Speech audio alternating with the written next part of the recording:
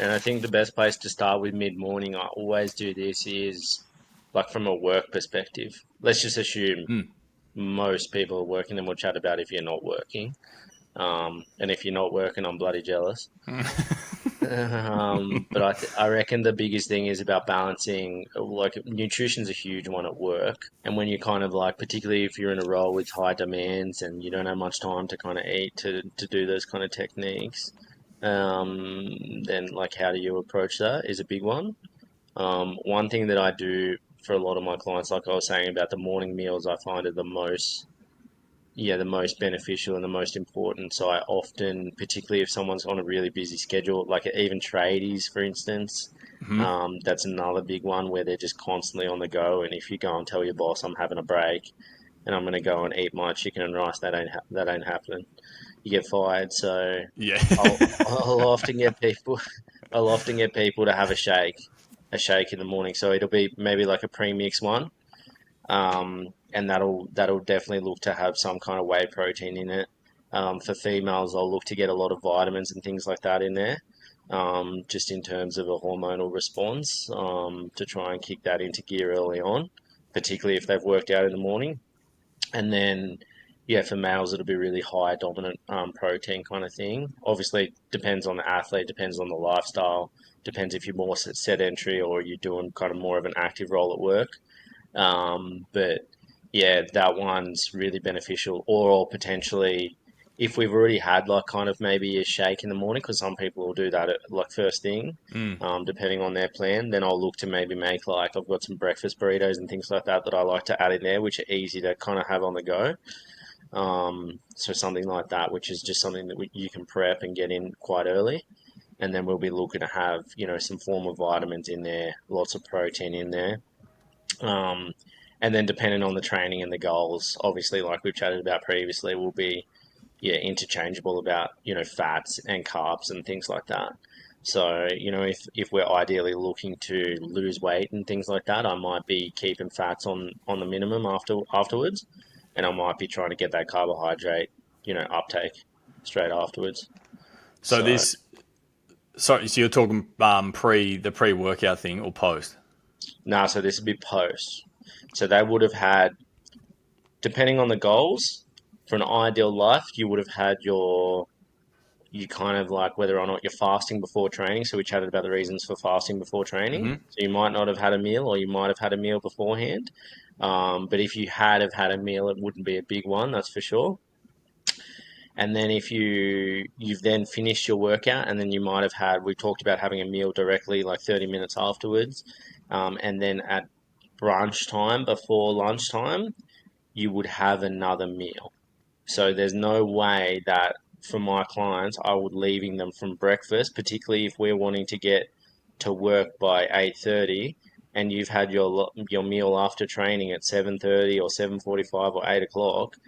I ain't waiting till 12:30 for a lunch break for someone to have another meal. Yeah. They're not waiting 4 hours to have another meal. So you got to figure out in your schedule you're going to have to fit another meal in there. There's absolutely no way. Particularly if you've trained in the morning. If you haven't trained in the morning, Mm. different story. I might be able to push it out 3, 4 hours. But if you haven't trained in the morning, and often I'll get people being like, "There's just no way. I'm never going to be able to get, a time off work and stuff like that." And I say, "Look, that's all right, but you'd be surprised, in a workforce or anything like that, if you've set yourself personal goals and stuff, and you just have a frank, conversation with your boss or whatever, and just been like, look, I need to." you know, have this meal, or if you've pre-made a shake, all you're doing is you're sitting at your desk, or going around on the work site just sipping it Yeah. as you go, you know. But So it's it doesn't like have to be it's too something. Yeah, complicated. like a pre-made shake, you get that down in like 3 minutes, Yeah, exactly, easy as. if So that. it's more the concept, because Yep. most people come to you and they just go, I don't have enough time to eat. It was like, well, you do. We just got to make it, work for your lifestyle. Yeah. Yeah. But there's just no way. The key takeout of that is there's no way for pretty much everybody that I would wait 4 or 5 hours between a meal, because sometimes it can be 5 hours. Like if you've got a really Mm. busy day, I mean, how many times when we were working together in the office, you wouldn't get to Yeah. lunch till 1:30, 2 o'clock sometimes, Yep. And if you haven't eaten, that is just asking for protein, you know, catabolism. You're breaking down your protein. You're breaking down your muscle. Um, you're undoing all your hard work Yeah, but from the then also morning. the cravings go through the roof, 100%. Yeah. and so you're way more likely to do KFC run. To snack. Yeah, exactly. Yeah. And to snack. The big one, snacking. Like Yeah. snacking is huge. So everyone might have their drawer of lollies or chocolates or whatever, or you've got cupcakes in the office, or someone's bought in cookies or whatever. What are you gonna do? You know, Mm. Especially when it's like a joint decision. It's like, okay, we're working hard, and then we're gonna have our 10-minute break because it's cupcake day or whatever it is. So then everyone goes and has a joint cupcake together, and that's your only time to have a break. You know what I mean? So, Mm. the thing is, if you're keeping that food intake high and on a regular interval, you're 100% less likely to crave things and less likely to cheat on your diets. And the thing for pretty much every training approach is you want to, in my head, everyone's different, but when I talk to people, I do a lot of planned cheat meals Mm. instead of having these really strict diets because I find it's unachievable. You need to give people motivation and rewards for what they're doing. It's very important. So, like, particularly when you're first starting out, you can't be super strict because it's just not going to work. Plus, your body's just not going to be able to handle it. It needs to have that, uptake. And you want that cheat meal to be a reward. We're rewarding someone for all the hard work that they've done. Plus, it's something to look forward to. So it gives you the motivation to be like, oh, yeah, I'm going to have a few days of eating really regulated because I've got that coming up as well, too. Rather than going, okay, we're going to try and diet for 3 weeks. You're not going to have any, we're not going to break the diet at all. It's very, very unachievable. Even I can't do that. After years and years of doing it, I have to give myself that cheat meal kind of approach. So I always talk to people and I say, look, for me, my cheat meals were pretty much always at night time, on the weekends, the time where I'm going to be able to enjoy it the most and that kind of thing, then that's when I want to have it, or I potentially might want to go out with friends, or those kind of things. So during the day, you don't want to have those cheat meals. You want to be quite regulated, and it's easier because you've got a schedule already that you stick to. On the weekends, your schedule is often very, it's very diverse. You're doing so many different things. So if you've got a work schedule and you can keep to that, it's so much easier to keep your diet quite strict throughout that process from Mm. your 9 to 5, from your Monday to Friday, whatever that looks like, and then you can schedule in the fun parts outside of work time. That enjoyment, I wrote that down. Like the Yeah. enjoyment of the cheat meal, I think that's massive because that's a little bit like we talked about last week with being mindful about certain things and like mindful eating. Mm, Because you can, yeah, if you're just rushing it in, it's not even that enjoy. Like it's not worth it, right? It's not like a really mhm. nice reward after hard work. It's just like, oh, Yeah. it's just this thing. I'm just gonna smack it in. Yeah. So You need good to point. sit down, and also another thing that's like important about that is you need to sit down and cherish the meal and stuff like that, but you also want to get to that state where we were talking about that uncomfortable state, getting outside your normal homeostatic rhythm, that regulation of the body. You want to get to that uncomfortable state. You're going to cherish it even more. Mm. That's like with all my Yeah. bodybuilding comps. When I finally got a donut, when you would be walking around with me and I'd be staring at food and all that kind of stuff. You want to get to that uncomfortable state because that's where we might get that extra little bit of fat, burning. We might decrease the size of the fat cells a little bit further.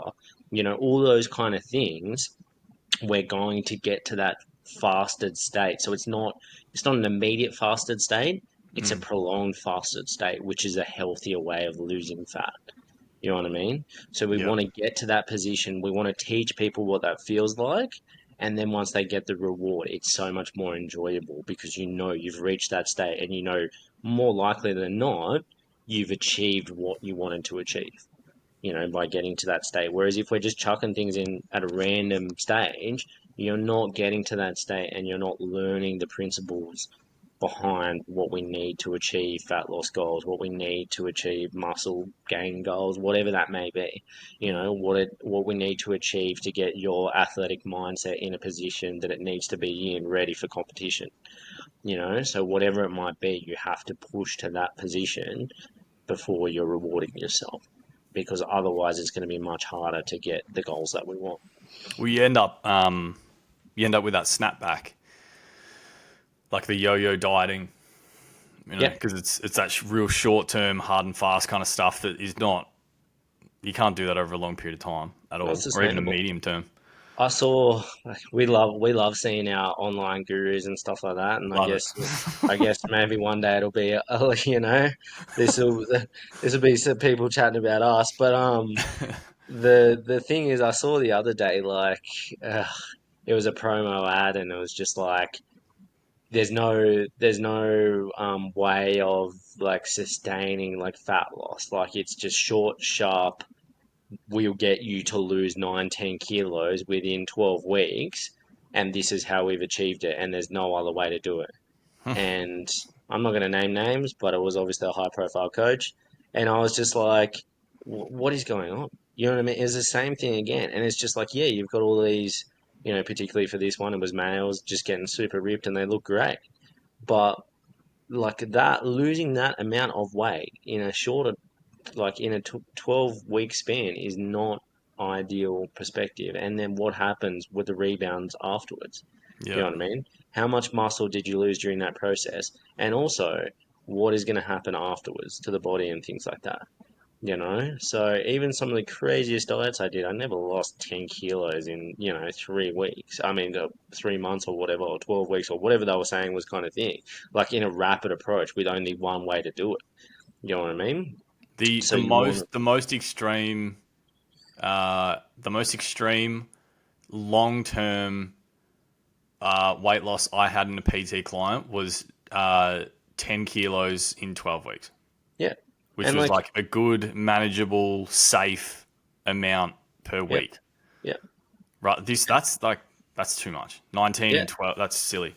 yeah, it was just ridiculous. And so, like, I just looked at that and I was going, this is exactly what we were talking about. And it's not a Yeah. comparison thing, but it's exactly what you're talking about. What's safe, what's good for the body, and what are we achieving from it? I mean, how many times have I done this? It's like you look fantastic in the moment, but you've pushed yourself to a really, bad position in terms of probably mental health. And Yeah. then you've obviously got to rebound to life afterwards. What does life afterwards look like? Because you've then achieved something that shouldn't have been achieved in such a short period of time, and then you're always going to have those expectations. That's going to be your new baseline. I was like, okay, well, yeah, I've got to do this again to lose another 10 kilos, really efficiently. So it's that kind of stuff where we're looking at, that's where we've got the planned cheat meals and the things like that, is it's like, yes, you're probably not going to get that rapid weight loss, but it's going to be so much healthier. It's going to allow somebody that's first starting out on a weight loss goal or on a certain goal or, whatever that may be, it's going to allow them to succeed and to take that success into the next stages of life, you Yeah. know? Because nobody really talks too much about the aftermath of once you've achieved something, what then happens after that, or you've achieved what you want to achieve with your coach. Are you set up to be able to do it by yourself? You know what I mean? Are you equipped with all the knowledge to be able to achieve those goals? And that's where, all this kind of stuff about looking at the perfect days and things like that is like, hopefully by the end of it, we can say that we, are able to do that for our clients. You're Yeah. always Or gonna, you only, if you do it right, you only have to do it once.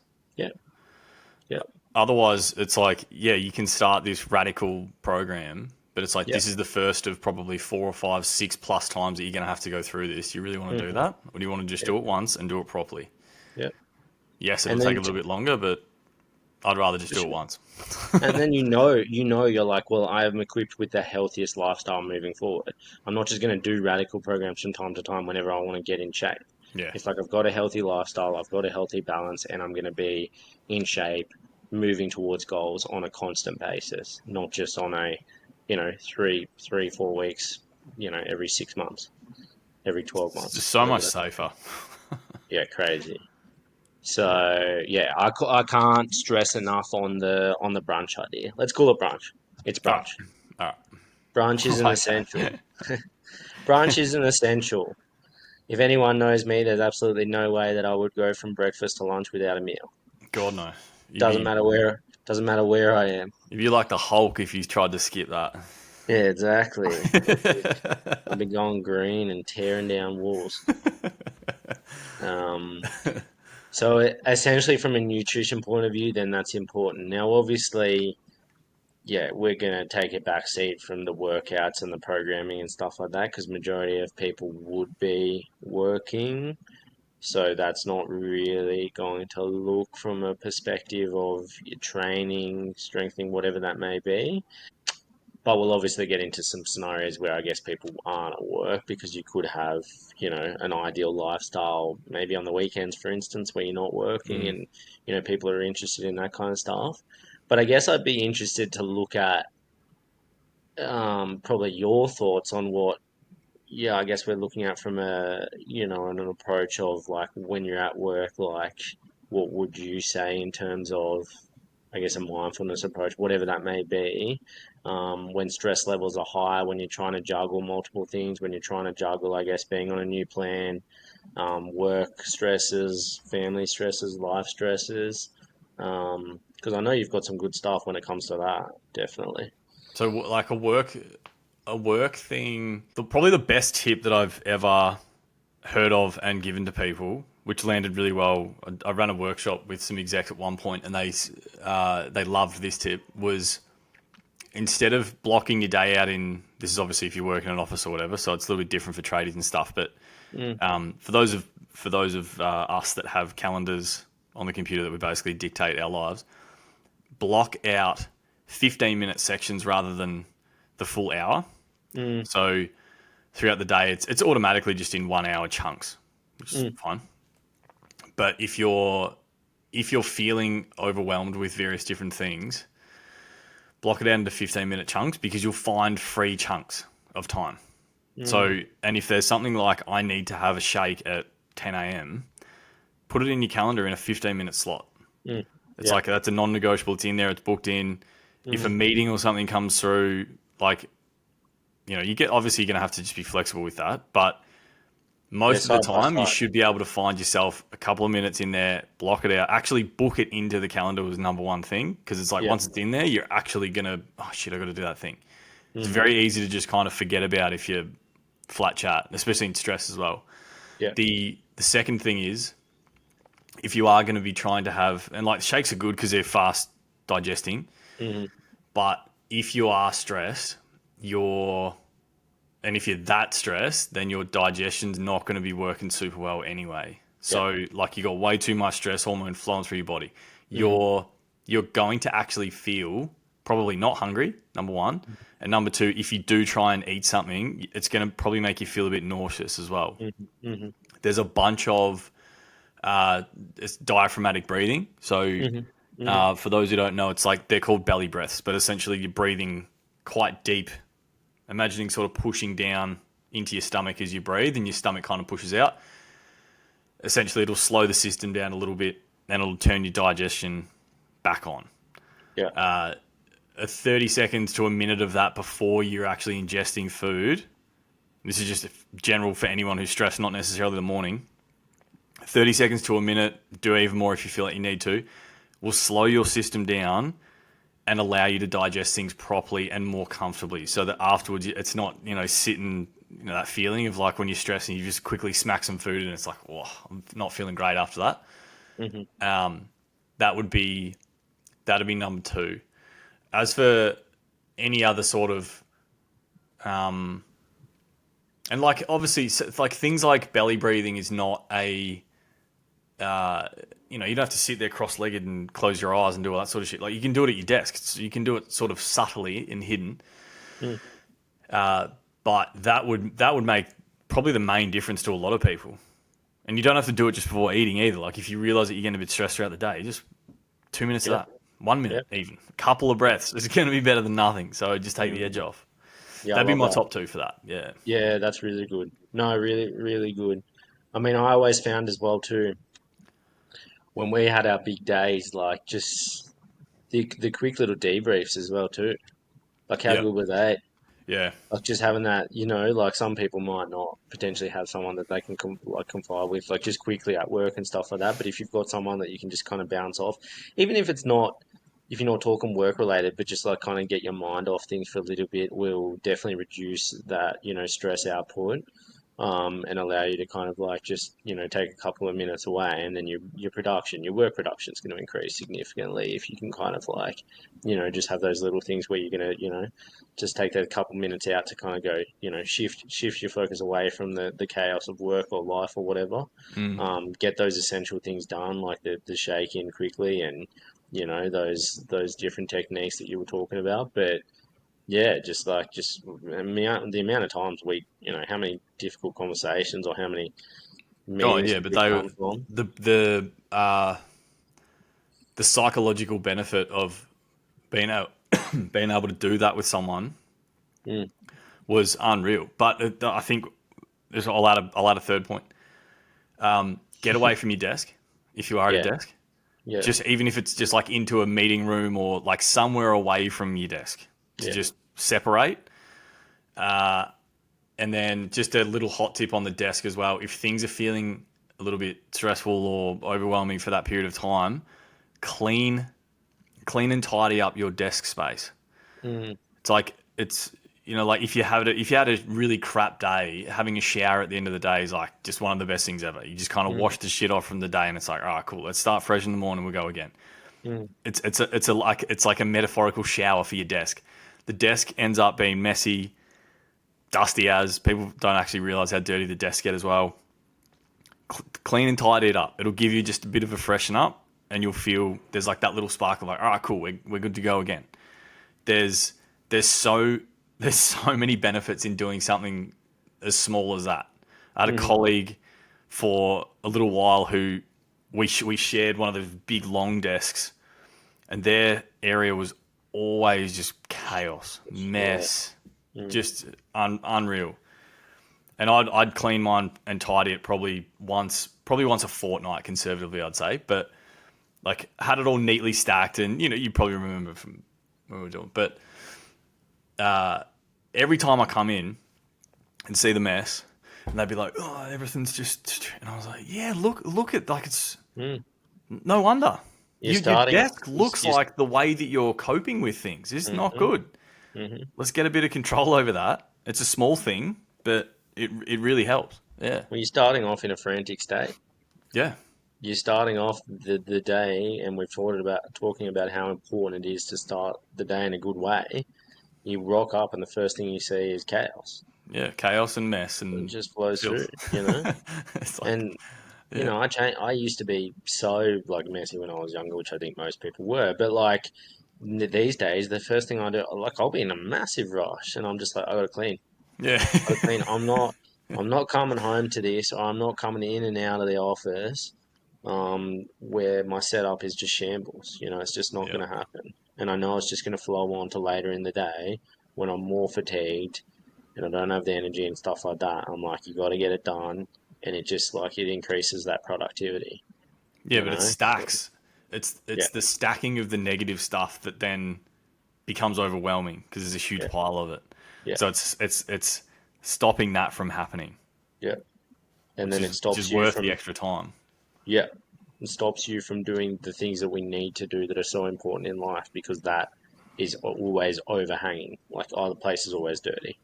You know what I mean? Yeah, Like yeah, it's just not the right way to take yeah. And then that it takes you approach. 4 hours to clean it up instead of a quick 5 minute Yeah, in the yeah, morning. Yeah, exactly. Yeah. So, and like, I understand in some situations, like particularly the kid, like you say, you're working from home or whatever. The kids is a big one. Like the kids are constantly making mess. So yeah, that's a big discussion as well. Like it's kind of like, and then it's probably about realistically setting those expectations. Like, are the kids still at home or the kids going to school? Like you wait for the kids to go, get that cleaning done, and then start your day. mm. You know what I mean? Like setting that 5 minutes to just kind of get it done so that then you've got that instead of then having to constantly like try and do meetings and things like that and then go and start cleaning around the house as you go to try and clean up. And then you're constantly trying to play catch up.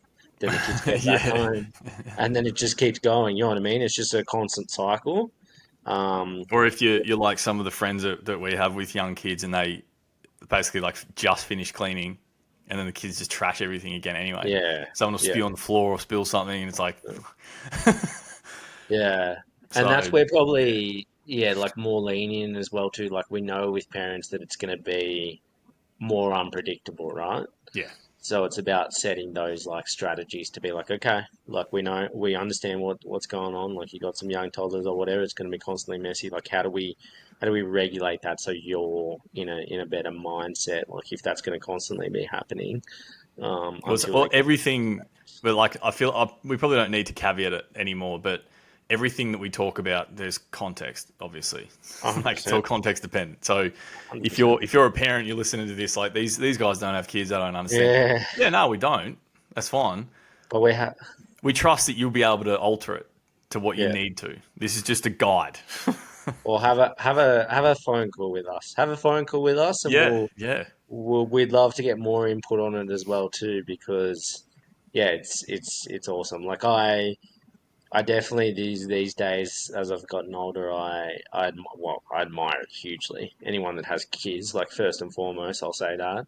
But also, like just I see the lot, like especially since we started this, like I see how much that they have to do on Mm, a constant basis, and that as a coach, you have to learn and you have to adapt to be able to understand people's lifestyles. You know what I mean? Because yeah, the perfect day, it looks completely different for everyone.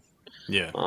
So yeah, that'd just be my key context out of that would just be, look, we either need a separate kind of like video for that kind of stuff, or we just need to be doing, that's where you're looking at your coaches kind of being like, right, I've got to explain, situation is so important. So you've got to explain what your day looks like so that we can give the best techniques based on scenarios.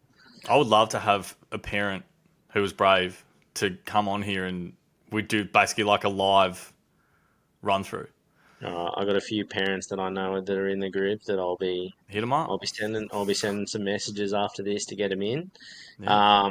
Yeah, great. Like even ones that I'm directly coaching at the moment as well too, and I'm sure they wouldn't mind me saying that. But yeah, just constantly juggling that stuff. And very much having to be adaptable. The biggest thing that I've found is being adaptable, Yeah. because their day will look a lot different than my day. There's nowhere near as much structure and routine, and that's completely understandable because you're not just focusing on your own life, you're focusing on two, three, four lives, Yeah. so it looks completely different, and so you have to be adaptable as a coach and as a client.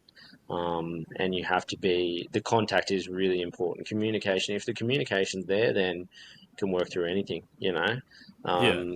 because the day is changing so constantly changing, that you need to be adaptable and you need to be able to adapt training techniques, nutrition techniques, whatever that may be, to make sure that we're constantly getting getting to that place where we want to be, Because the to whole be able to point of succeed. this is that we're trying to make things as easy as possible.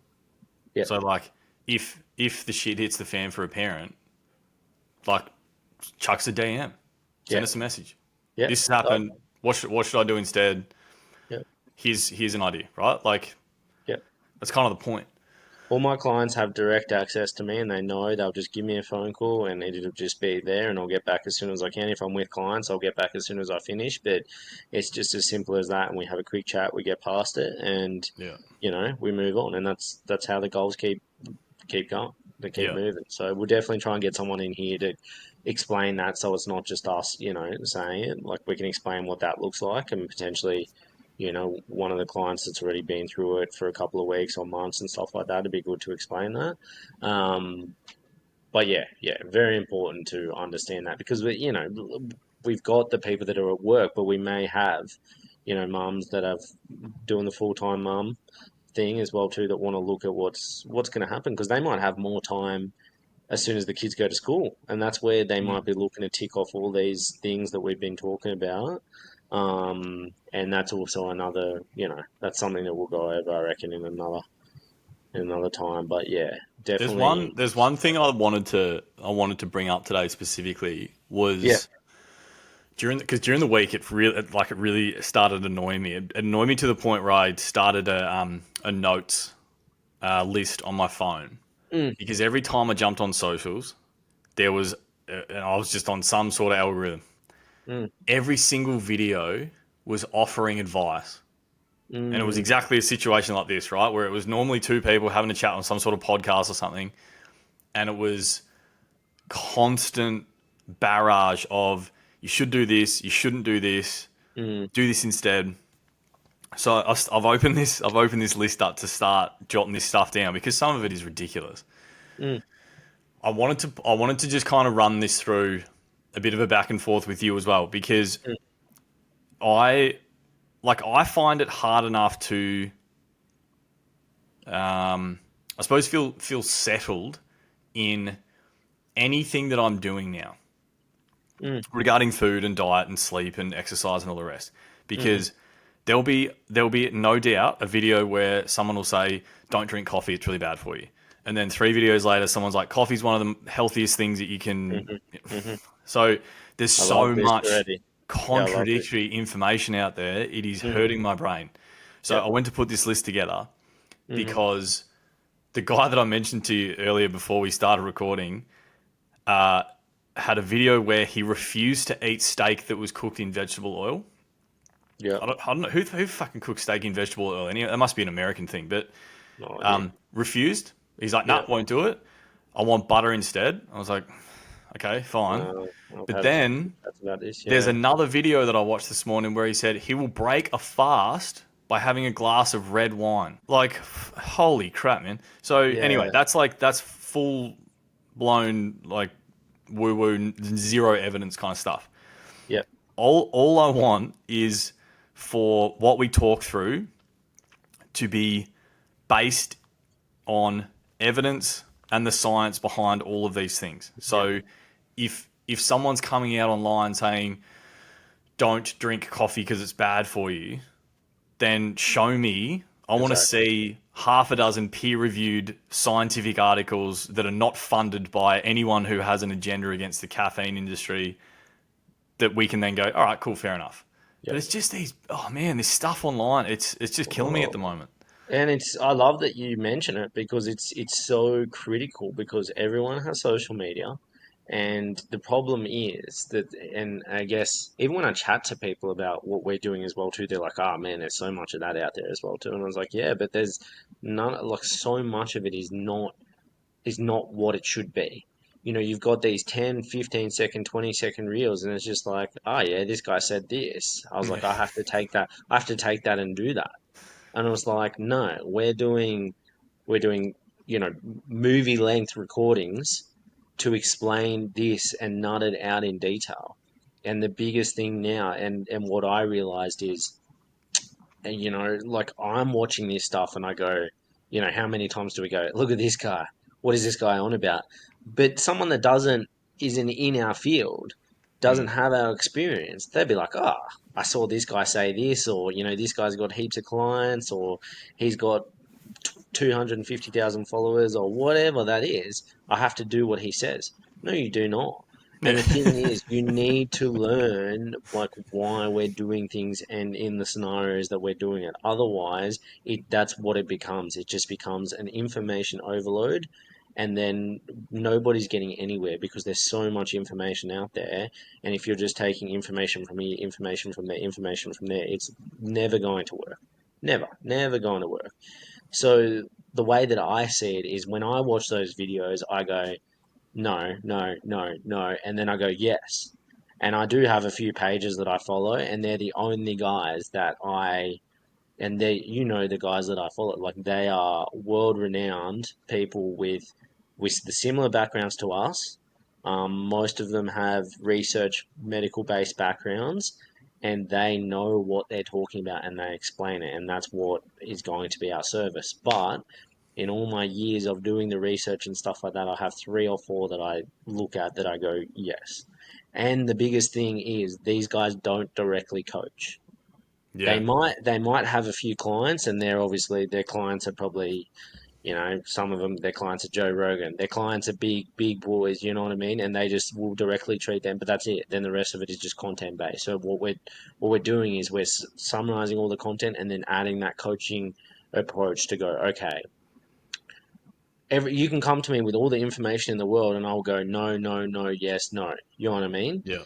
And explain that to you. And that's what we'll build. We'll build your foundation so that you don't have to sit there and go, I don't need to watch any of these things again. You may watch it out of curiosity and interest, but you won't take out anything from that because you don't need to.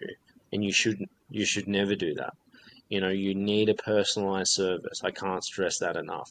At least to begin with, to be able to create your foundation and create your day based on your lifestyle. Everyone's is going to be different, so nobody can go onto social media, watch videos that are generic, and take away from that exactly what they need. And Yep. that's the same, a bit of a disclaimer for our videos as well too, is as much as the content is going to be there and it's going to teach our clients exactly what they need to know, I still can't stress enough that just doing the consults, even if you're doing a coaching program for a couple of months or something like that to get that individualized approach, is going to set you up for success. Yeah. You may succeed learning a lot of the techniques, but you won't succeed in the way that you could potentially succeed. So that's probably the biggest stressor behind that, because yeah, it's just, yeah, there's just too much out there. There's just no possible way. It's hard enough for us to filter it, you know, That's let fact. alone then obviously trying to teach people that as well too. So Well, yeah, so one of the things that um, that came up for me recently was the someone asked me how effective goal setting actually was, yeah, yeah. and so Another I good so I one. did some research into it, and it's somewhat effective, essentially, to put it short. Yep. The In sport anyway, and this is where it gets very specific because in a sporting context, there's a very small to medium effect size on goal setting if you do it in a specific way. And all the research that came out was about specific sports and all that sort of stuff as well. So when you actually niche down what the research says as well, it might not be applicable to, you know, someone who works in an office job, for example. Mm, yeah. You can't generalize it. So, and then sometimes there's no research out there on certain things, and we just have to make do with what we got. But I think we need to understand that if you see something online, especially if it's like a 10 or 15-second clip of something, what's the likelihood there's some pretty solid evidence behind that is very specific to you? It's Yeah. probably close to zero. Yeah. So it doesn't take anything else into consideration. No complexities about you as a person or any health things that you might have already. Mm, There's hmm. none of that. So take all of that with a grain of salt. And even with the stuff that we mentioned, like you said, this is where if you're curious about something, you need to ask us. This is not like Nick and Brendan said do this thing. If you're unsure, then ask us. This is not. Mm. I'm going to take it and run. Um, and another point on that as well too is just kind of goal set, like things like goal setting is it works for some people and it doesn't work for other people as well too. You know what I mean? So like those kind of things you can never say a yay or nay about. It's kind of like you're either goal setting or you're not goal setting. You know what I mean? So you need to go, we need to look at everything and be like, this approach will work for you or it won't work for you. Because some people, just based on who they are as a person and individual personality traits, will benefit from something like that. Mm. You know what I mean? But for instance, like you don't, some people don't need the goal setting. They know what they're working towards, but they don't want it directly put in front of them. They Yeah. just want to have those principles and they want to learn and adapt to those principles and see the progression happen, you know? But for so long, we're taught, oh, you have to set goals, you have to do this, you have to do that. Not necessarily like that. If you're building those daily habits and you're focusing on the daily habits, that can be a lot simpler than having a goal, because the goal can look so unrealistic, you know, and you're sitting there and you're just focused, you're just constantly focused on the goal rather than focusing on the habits, Mm. you know. So developing habits are so important because the habits are going to progress past the goal, Yep. you know. So that's where I would kind of be like, yeah, sure, all those kind of things are important for some people, but for some people you need to focus on more other things, more advanced stuff, or more, you know, you need to break it down even further. But yeah, so this could circle back to the mid morning thing. So like if you do that enough times, that'll become habit. Yeah, if you have a shake in the morning, like that, as simple as that may be, if you've had that shake Monday to Friday and you've done that for 3, 4, 5 weeks, then that's a habit, Yeah. and then that habit becomes something that is just a routine then. You know what I mean? It's a learned behavior that you've changed and is going to change your life. Like getting those nutrients in, getting that protein intake in, getting that in at the same time every morning, and it becomes a habit and it becomes routine, is going to help with longevity. It's going to help with skeletal muscle mass. It's going to change your lifestyle as you get older. Something as simple as that becoming a routine is going to achieve so much of what we want. It's going to help with gut health. It's going to help with so many different things. It's going to help with metabolism. So those habits are so important rather than achieving a goal over 8 weeks or 6 weeks or something like that and being like, yeah, cool, taking a photo, I look good. Did it change my life for the better? Debatably, probably not For the next week, yep, and then for you're the gonna next blow out. week. Exactly. Yeah. So like if Yep. you're doing a short stint program and you don't adapt that to your lifestyle moving forward, I'd go as far as saying no. And sometimes it can be negative because Mm. you have those expectations now moving forward and you always look back at that photo and you're like, I don't look like that anymore. And I can't look like that unless I do this crazy diet again. This radical thing that made me feel Yeah. like crap. Yeah. So yeah, definitely, and that's where breaking down the day is so important. People think, oh yeah, brunch is just brunch. I'm just going to quickly get that in, but it's what it sets up in terms of the Yeah. person.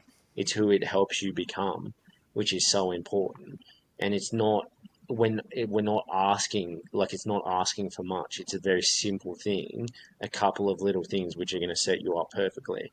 And I go so far as to say set you up perfectly for lunch then, which is where we'll progress into next because that brunch thing is going to set you in a good position. You're going to be so much more alert at work. You're going to be, you're gonna go flying into lunchtime. You Yep. know what I mean? With what we want you to be at, where I want you to be at. And then it gives me so much, if you're doing this morning routine, it gives me so much more as a coach. It allows me to be so much more adaptable with an afternoon routine. And that's what I want a lot of people to understand is like, sure, I'll work with people that need to train in the afternoon or it's their only option and things like that. However, if you can adapt this morning routine, I have a lot of adaptability for you to do more things that you like, for to spend time with your family, to go to the kids, swimming and, sporting lessons, whatever that may be, to go out with your friends, to go and play social sports, whatever it may be. The adaptability is there because you've done all the hard work in the morning, Yeah. you know? The bigger I've been getting really into the feedback, as in like well, it's neurological feedback, but it's almost like environmental feedback from trying to establish a new habit recently. So to try to shift someone's belief system is a lot easier once they have some sort of direct feedback from the environment that this thing is working. So Yep. something like a shake at brunch is after enough time has passed, you will be getting direct feedback biologically from the environment that this is working and making me feel better. Hmm. Therefore, I should keep doing it, and then Yep. that helps to reinforce the loop. Whereas at first, it might be like, ugh, it's a bit of a pain. Yeah, it's no longer Brennan and Nick telling me that this is good. It's I know that this is good. Yeah, And me that choosing to do this thing. exactly, and Yeah, that's all you can ask for as a coach, as a client, and that's where you switch from being like, this is no longer someone telling me that it's going to. I understand it's good. I understand it's not just all talk kind of thing. And there's a that's so good important. quote from the book that I told you about the other day. I actually read on the plane on the way back. Yes. The difference between knowing and awareness. Yep. Yeah, Yep. there's a difference between knowing and being aware. It was the example they used was an alcoholic. It was like the alcoholic knows that they should stop, Mm-hmm. but until they become aware of of why they need to stop or the reason for why it started in the first place, knowing is it's not going to do anything. Yep. And a lot of this stuff is a little bit the same. Like Yep. we will tell you stuff, and people will be like, "Yeah, yeah, I know that." Okay, fine, but we need you to start trying these things so that when the environment then gives you the feedback, you're then Mm-hmm. like, "Cool, that worked," or "That didn't work." and hmm we can start to kind of figure out what it looks like from there. And the feedback is amazing when you're able to get someone to make the change, and then when they get to the position where they understand it and they feel the change themselves, and then coming back and having that feedback input with your coach, self-reflecting on that, that's the learnt behavior. Yeah, That's the yeah, learnt behavior. And as a coach, you go, yeah, they know it now. yeah. They know it. We They're can leave that equipped. like put that in the drawer. It's done. Yeah, That's done. They know it. They've got it. They know what it does, and they'll be able to then utilize it, moving forward, and they'll understand why they're utilizing it. They'll understand the changes, and that's what you want, yeah. and that's what's going to happen. That's branch summarized. Honestly, that's as simple and as complex as it needs to be. So do And it, yeah, and yeah, do so. Obviously, protein yeah, non-negotiable. yeah, Something quick and easy if you're a busy person, like a shake or something. yeah. Ideally with some vitamins and stuff. And then if you are feeling particularly stressed at the moment, there's some diaphragmatic breathing stuff prior to ingesting any food is probably going to be a good idea as well. And then allowing yourself to build that habit so that when the feedback comes, yep, this is a good thing. I'm going to keep doing it, and we Mhm. and we go from there. Yeah, 100%. And by the time we've done all that, and by the time we've done, I don't, it doesn't, whatever you're doing, whether you're working, whatever it may be, we progress then into lunchtime. Okay. Now, by this time at lunch, if you've done everything that we've talked about leading up to this point, we'll just assume, that that's where we're at for context purposes.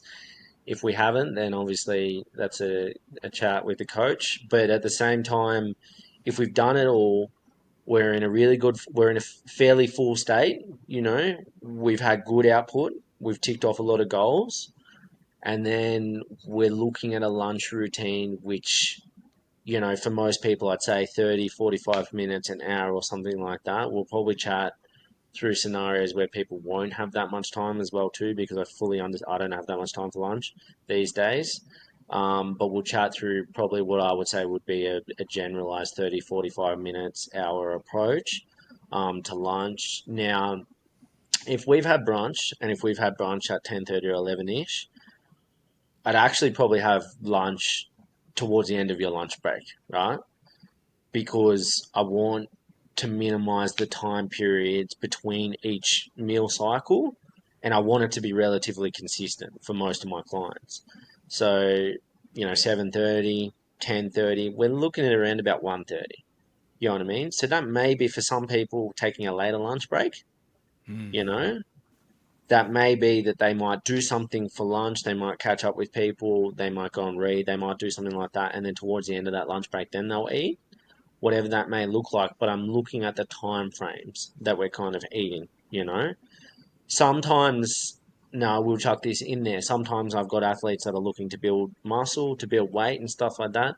There may be a multiple meal thing in there. For some Yeah. people that are at an advanced level, they may eat twice. I eat twice.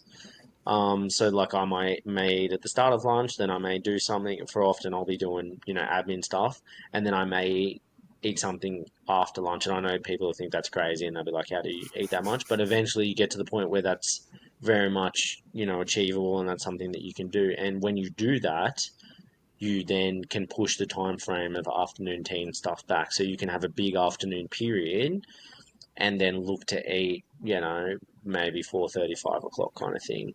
So you're looking at those intervals again of when your time period's at. So lunch is critical based on your goals and what you're achieving from with your coach and stuff like that. It's very adaptable.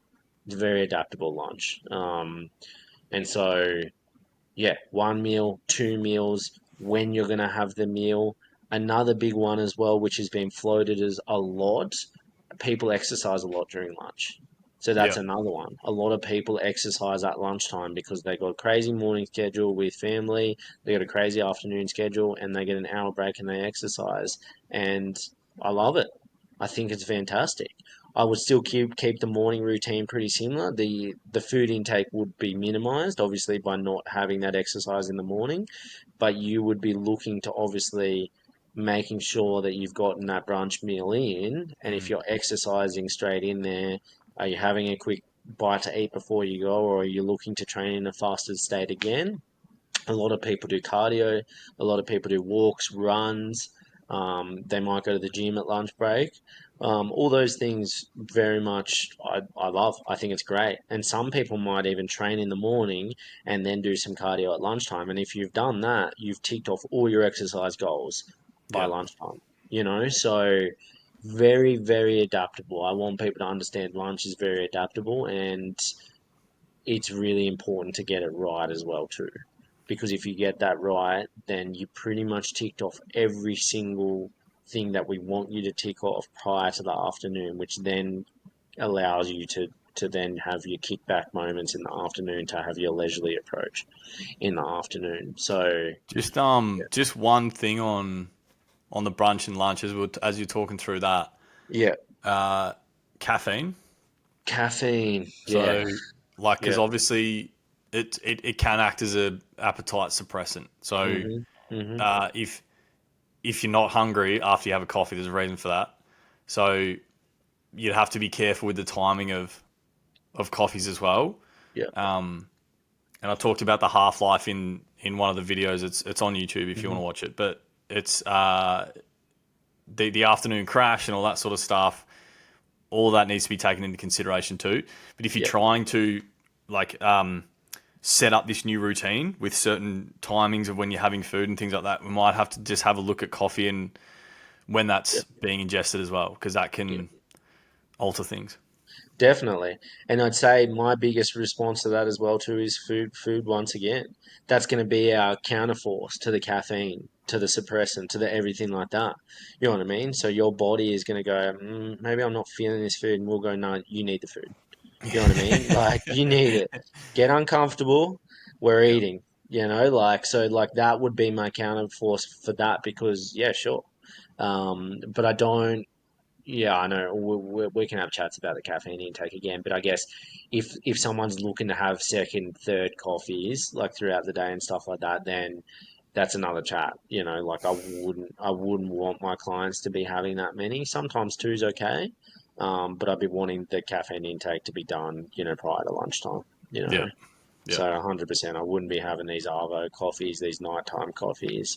My clients in the afternoon, I'll rock up there at 6 o'clock or 5 o'clock, and they'll ask if I want a coffee, and I'm like, no, thank you, I don't want to be wide awake till midnight. no way. So yeah, like that's really important. But yeah, the best balance for that, and then I guess depending on where you're crashing from a caffeine perspective as well too is going to look like sometimes that crash we may actually do a walk to avoid that crash. You know what I mean? Yeah. Like to get that natural energy level picked up again. The walk, mate, we might not be doing walk from a cardio weight loss perspective, from an energy, output perspective. It will help, but we may be looking at it more to increase those energy levels moving Mm. into the afternoon work, depending on your job, depending on your situation. So the walk might not be an exercise based weight loss thing, It's you know? strategic in other ways. Yeah, it may just Yeah. be the most brisk walk in and you just go on and chatting with a friend as you walk. You know Yeah. what I mean? So Yeah. that would work. And then same thing again. Am I weight loss? Am I walking before I eat? Because if I'm eating and looking for weight loss, I would walk before I ate. But if I'm looking to gain weight, I would be eating before I walked. You know what I mean? And, we explain that more. We'll explain that more when my biochem workshop is finalized. But you're looking at, the timing of it and when we're doing it. It's not just as simple as, oh yeah, I'm just going to quickly eat and then we'll go for a walk. You know what I mean? Like, what are Yeah. we trying to achieve from that? So yeah, that's really important. Supplements as well too. There's another one that's worth chatting. Now that you mentioned caffeine, Mm. um, We probably I need have a whole bloody classroom workshop Oh, 100%. on Yeah, yeah. stuff. It's just worth mentioning subs as well too. But like for instance, I have my magnesium at lunchtime. I find that a really good time to put my magnesium in there. I often will have some form of supplement with one of my meals, Yep. particularly these days. So we'll chat definitely more about that. I want people to be aware that there will be supplements and there will be a supplement kind of workshop that we run through, because we definitely need the time and dedication for it. But yeah, I would chuck a supplement in there for somebody. That may be like, and in terms of supplements as well, like that might be, we've gotten advice from the doctors about, health conditions and things like that, and we're looking at supplements that are based off, different health conditions and stuff like that. That may be about adding that in there as well too. Yep. So I wouldn't worry about that stuff during brunch and afternoon tea, because we want them to be as simple as possible, because you're at work, you know what I mean, for most people. So the timing of that kind of stuff would be, morning, lunch, and dinner, when you've got a bit more time, where we can spend more time doing those things. So yeah, Good, that's good. important. So, all right, recap. Yeah, We sort of summarised mid morning, but recap and lunch. Obviously, you have to have it. Number one. yeah, yeah.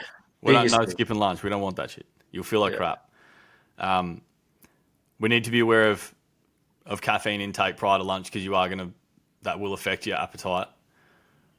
We're gonna try to eat anyway, and yeah, then ideally some sort of if you can get like a proper workout in over the lunch break, then great. So sorry, so you're saying if you can get a workout in over lunch break, do that first, then eat after. yeah, Obviously, you might spew it up everywhere if you do it the other way around, yeah. or some sort of low grade cardio, going for a walk with a Yeah. colleague and chatting through some stuff, getting outside.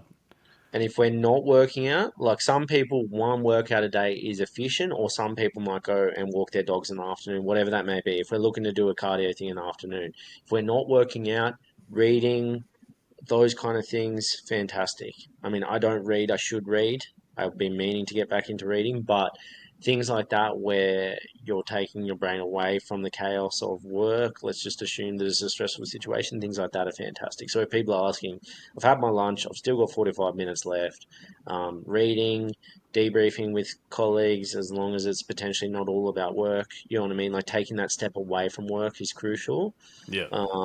You'll probably have more input into this, but yeah, giving a sense of what people can do if they're not exercising is also important, you know? Was just like something that I tell people, just make a list of things that they enjoy doing. Like maybe you're just flicking through YouTube videos for half an hour on your lunch break, like Yeah, whatever floats your yeah, boat.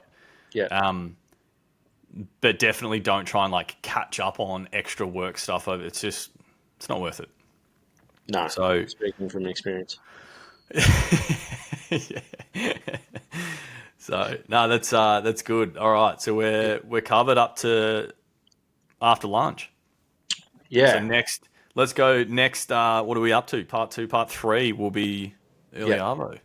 Yeah. Part three will be early arvo. And we'll go through the rest of the afternoon. We'll look at timing of meals as well too at that point. Meals look a lot different in the afternoon as well. Um, So yeah, we'll have a bit of think about that, and we'll hit that in part three. But yeah, good. We're working through it. Let's Love go. it. Two down.